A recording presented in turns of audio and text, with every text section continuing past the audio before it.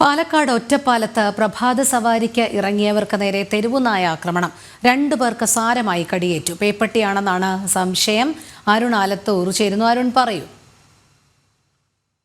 ഒറ്റപ്പാലത്താണ് പ്രഭാത സവാരിക്ക് ഇറങ്ങിയവർക്ക് നേരെ തെരുവുനായ ആക്രമണം ഉണ്ടായിരിക്കുന്നത്. മായന്നൂർ പാലത്തിന് മുകളിൽ നടക്കാൻ ഇറങ്ങിയവരെയാണ് നായ കടിച്ചത്.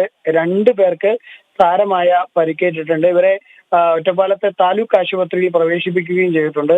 പേപ്പട്ടിയാണ് ഇവരെ കടിച്ചതെന്നാണ് സംശയം.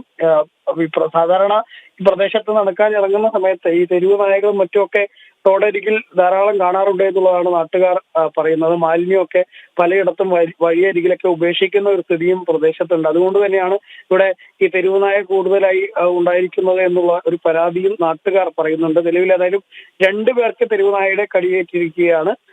പേപ്പട്ടിയാണ് കടിച്ചിരിക്കുന്നത് എന്നുള്ളതാണ് നാട്ടുകാർ പറയുന്നത്. ശരി, അരുണാണ് വിവരങ്ങൾ നൽകിയത്.